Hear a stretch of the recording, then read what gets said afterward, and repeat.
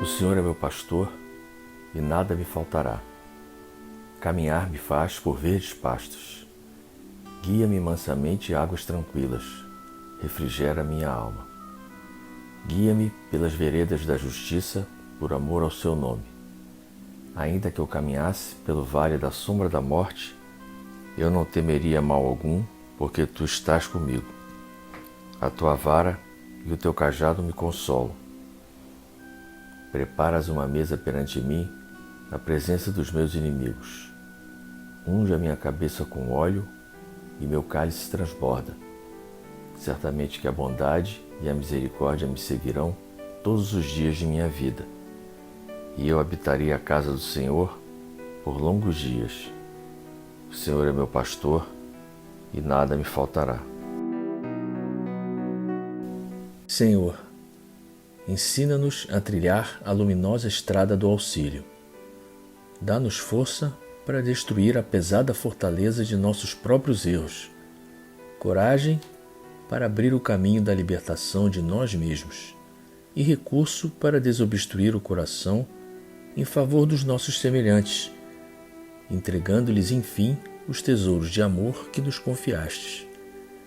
Que por onde passemos, a dor se faça menos angustiosa, a ignorância menos agressiva, o ódio menos cruel, a terra menos densa, o desânimo menos sombrio, a incompreensão menos destruidora. Se não possuímos ainda bens positivos com que possamos enriquecer a jornada terrestre, ajuda-nos a diminuir os males que nos rodeiam. Que em teu nome distribuamos fraternidade e renovação, usando com alegria os dons sublimes e invisíveis do silêncio, da compreensão e da renúncia. Senhor, que nos ensinastes em palavras as supremas lições da simplicidade da manjedoura e do sacrifício na cruz, indicando-nos assim o roteiro da construção espiritual e da ressurreição divina, orienta-nos o passo incerto e ampara-nos os propósitos santificantes, para que a sua vontade, misericordiosa e justa, se faça hoje e sempre onde estivermos. Assim seja. Pai nosso que estás no céu, santificado seja o vosso nome. Venha a nós o vosso reino. Seja feita a vossa vontade, assim na terra como no céu.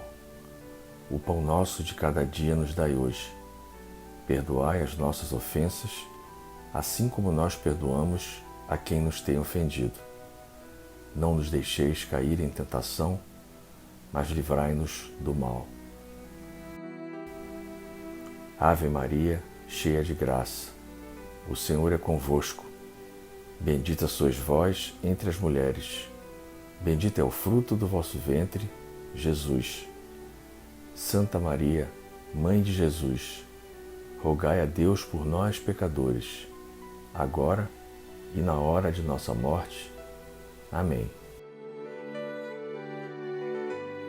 Senhor da vida, queremos mais uma vez elevar as nossas preces e as nossas vibrações e, reunidos em teu nome, rogar a proteção da corrente franciscana, de Miguel Arcanjo, das falanges brancas do universo e dos orixás que comandam a nossa casa de Francisco de Assis.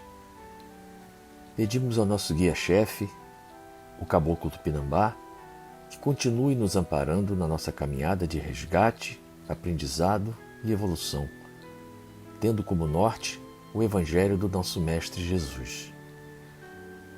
Pedimos por todos os nossos irmãos sofredores que se encontram nos hospitais, nos manicômios, nas prisões e vagando pelas ruas. Pedimos pelas crianças abandonadas, maltratadas, exploradas e abusadas. Pelas vítimas das guerras e conflitos étnicos, religiosos e políticos. Pedimos especialmente pelas vítimas do recente terremoto na Turquia e na Síria. Que as falanges socorristas da espiritualidade acolham os que desencarnaram nessa catástrofe e amparem os que terão que enfrentar as consequências dela. Pedimos pela paz no mundo, entre os povos e nações, entre as religiões, seus líderes e seus fiéis. Rogamos a Maria Santíssima que envolva com a sua luz azul de paz e harmonia toda a humanidade e que todos nós, filhos do mesmo Pai, que temos o mesmo destino, possamos caminhar juntos na estrada que nos leva à perfeição. Pedimos pelas crianças da creche Santa Clara e pelos irmãos que ajudam a mantê-la e aos projetos sociais da CFA. Que as nossas preces envolvam a todos os nossos entes queridos, encarnados e desencarnados. Por Cristo, com Cristo e em Cristo, agora e sempre. Obrigado, Senhor.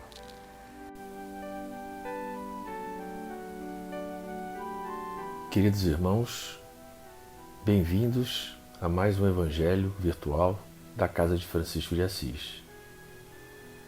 Hoje nós temos o capítulo 27 do Evangelho, Pedi e obtereis. Quando orardes, não vos assemelheis aos hipócritas que afetadamente oram de pé nas sinagogas e nos cantos das ruas para serem vistos pelos homens. Digo-vos em verdade que eles já receberam sua recompensa. Quando quiserdes orar, entrai para o vosso quarto e, fechada a porta, orai a vosso Pai em secreto, e vosso Pai, que vê o que se passa em secreto, vos dará a recompensa. Não cuideis de pedir muito nas vossas preces, como fazem os pagãos, os quais imaginam que pela multiplicidade das palavras é que serão atendidos. Não vos torneis semelhantes a eles, porque vosso Pai sabe do que é que tendes necessidade, antes que lhe o peçais. Está no Evangelho de Mateus, no capítulo 6, versículos 5 a 8. O item é ação da prece, transmissão do pensamento. A prece é uma invocação, mediante a qual o homem entra, pelo pensamento, em comunicação com o ser a quem se dirige. Pode ter por objeto um pedido, um agradecimento ou uma glorificação. Podemos orar por nós mesmos ou por outrem, pelos vivos ou pelos mortos. As preces feitas a Deus escutam-nas os espíritos incumbidos da execução de suas vontades. As que se dirigem aos bons espíritos são reportadas a Deus.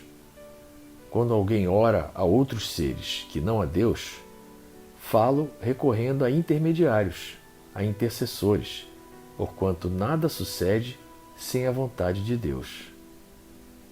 O Espiritismo torna compreensível a ação da prece, explicando o modo de transmissão do pensamento, quer no caso em que o ser a quem oramos acuda ao nosso apelo, quer no em que apenas lhe chegue o nosso pensamento. Para aprendermos o que ocorre em tal circunstância, precisamos conceber, mergulhados no fluido universal que ocupa o espaço, todos os seres, encarnados e desencarnados, tal qual nos achamos neste mundo, dentro da atmosfera. Esse fluido recebe da vontade uma impulsão. Ele é o veículo do pensamento, como o ar o é o do som, com a diferença de que as vibrações do ar são circunscritas, ao passo que as do fluido universal se estendem ao infinito. Dirigido, pois, o pensamento para um ser qualquer, na Terra ou no espaço, de encarnado para desencarnado, ou vice-versa, uma corrente fluídica se estabelece entre um e outro, transmitindo de um ao outro o pensamento, como o ar transmite o som.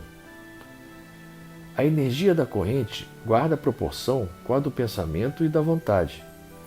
É assim que os espíritos ouvem a prece que lhes é dirigida, qualquer que seja o lugar onde se encontre. É assim que os espíritos se comunicam entre si, que nos transmitem suas inspirações, que relações se estabelecem à distância entre encarnados. Essa explicação vai, sobretudo, com vistas aos que não compreendem a utilidade da prece puramente mística. Não tem por fim materializar a prece, mas tornar-lhe inteligíveis os efeitos, mostrando que pode exercer ação direta e efetiva. Nem por isso deixa essa ação de estar subordinada à vontade de Deus, juiz supremo em todas as coisas, o único apto a torná-la eficaz. Pela prece, obtém o homem o concurso dos bons espíritos que acorrem a sustentá-lo em suas boas resoluções e a inspirar-lhe ideias sãs. Ele adquire, desse modo, a força moral necessária a vencer as dificuldades e a volver ao caminho reto, se deste se afastou. Por esse meio, pode também desviar de si os males que atrairia pelas suas próprias faltas. Um homem, por exemplo, vê arruinada a sua saúde em consequência de excessos a que se entregou e arrasta, até o termo dos seus dias, uma vida de sofrimento. Terá ele o direito de queixar-se se não obtiver a cura que deseja? Não, pois que houvera podido encontrar na prece a força de resistir às tentações. Se em duas partes se dividirem os males da vida, uma constituída dos que o homem não pode evitar e a outra das tribulações de que ele se constitui a causa primária, pela sua incúria ou por seus excessos, ver-se-á que a segunda, em quantidade, excede de muito a primeira. Faz-se, portanto, evidente que o homem é o autor da maior parte de suas aflições, às quais se pouparia se sempre obrasse com sabedoria e prudência. Não menos certo é que todas essas misérias resultam das nossas infrações às leis de Deus, e que se as observássemos pontualmente, seríamos inteiramente ditosos. Se não ultrapassássemos o limite do necessário, na satisfação das nossas necessidades, não apanharíamos as enfermidades que resultam dos excessos, nem experimentaríamos as vicissitudes que as doenças acarretam. Se puséssemos freio à nossa ambição, não teríamos de temer a ruína. Se não quiséssemos subir mais alto do que podemos, não teríamos de recear a queda. Se fôssemos humildes, não sofreríamos as decepções do orgulho abatido. Se praticássemos a lei de caridade, não seríamos maldizentes, nem invejosos, nem ciosos, e evitaríamos as disputas e dissensões. Se mal a ninguém fizéssemos, não houvéramos de temer as vinganças, etc. Admitamos que o homem nada possa com relação aos outros males, que toda prece lhe seja inútil para livrar-se deles. Já não seria muito o ter a possibilidade de ficar isento de todos os que decorrem da sua maneira de proceder? Ora, aqui facilmente se concebe a ação da prece, visto ter por efeito atrair a salutar inspiração dos espíritos bons, granjear deles força para resistir aos maus pensamentos, cuja realização nos pode ser funesta. Nesse caso, o que eles fazem não é afastar de nós o mal, porém sim desviar-nos do mau pensamento que nos pode causar dano. Eles em nada obstam ao cumprimento dos decretos de Deus, nem suspendem o curso das leis da natureza. Apenas evitam que as infringamos, dirigindo nosso livre-arbítrio. Agem, contudo, a nossa revelia, de maneira imperceptível, para não nos subjugar à vontade. O homem se acha, então, na posição de um que solicita bons conselhos e os põe em prática, mas conservando a liberdade de segui-los ou não. Quer Deus que seja assim, para que aquele tenha a responsabilidade dos seus atos e o mérito da escolha entre o bem e o mal. É isso o que o homem pode estar sempre certo de receber se o pedir com fervor, sendo, pois, a isso que se podem sobretudo aplicar estas palavras: pedi e obtereis. Mesmo com a sua eficácia reduzida a essas proporções, já não traria a prece resultados imensos? Ao Espiritismo fora reservado provar-nos a sua ação, com o nos revelar as relações existentes entre o mundo corpóreo e o mundo espiritual. Os efeitos da prece, porém, não se limitam aos que vimos de apontar. Recomendam-na todos os espíritos. Renunciar alguém à prece é negar a bondade de Deus. É recusar para si a sua assistência e para com os outros abrir mão do bem que lhes pode fazer. Acedendo ao pedido que se lhe faz, Deus muitas vezes objetiva recompensar a intenção, o devotamento e a fé daquele que ora. Daí decorre que a prece do homem de bem tem mais merecimento aos olhos de Deus e sempre mais eficácia, porquanto o homem vicioso e mau não pode orar com o fervor e a confiança que somente nascem do sentimento da verdadeira piedade. Do coração do egoísta, do daquele que apenas de lábios ora, unicamente saem palavras, nunca os ímpetos de caridade que dão à prece todo o seu poder. Tão claramente isso se compreende que, por um movimento instintivo, quem se quer recomendar as preces de outrem, falo de preferência as daqueles cujo proceder sente-se há de ser mais agradável a Deus, pois que são mais prontamente ouvidos. Por exercer a prece uma ação magnética, poder-se-ia supor que o seu efeito depende da força fluídica. Assim, entretanto, não o é. Exercendo sobre os homens essa ação, os espíritos, se necessário, suprem a insuficiência daquele que ora, ou agindo diretamente em seu nome, ou dando-lhe momentaneamente uma força excepcional, quando o julgam digno dessa graça, ou que ela lhe pode ser proveitosa. O homem que não se considere suficientemente bom para exercer salutar influência, não deve por isso abster-se de orar a bem de outrem, com a ideia de que não é digno de ser escutado. A consciência da sua inferioridade constitui uma prova de humildade, grata sempre a Deus, que leva em conta a intenção caridosa que o anima. Seu fervor e sua confiança são um primeiro passo para a sua conversão ao bem, conversão que os espíritos bons se sentem ditosos em incentivar. Repelida só é a prece do orgulhoso, que deposita fé no seu poder e nos seus merecimentos e acredita ser-lhe possível sobrepor-se à vontade do Eterno. Está no pensamento o poder da prece, que por nada depende nem das palavras, nem do lugar, nem do momento em que seja feita. Pode-se, portanto, orar em toda parte e a qualquer hora, a sós ou em comum.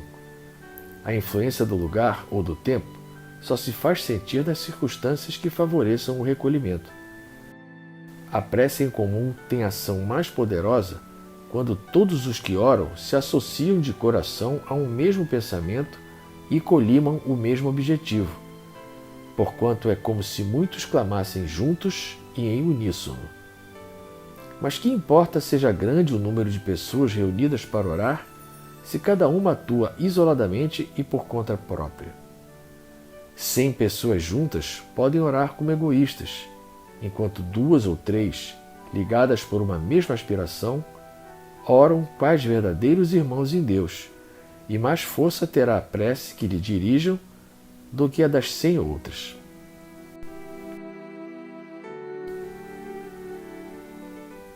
Bem, meus irmãos, esse tema do Evangelho de hoje, que é a prece, a oração, trata de uma das maiores forças que os espíritos possuem, que é o pensamento.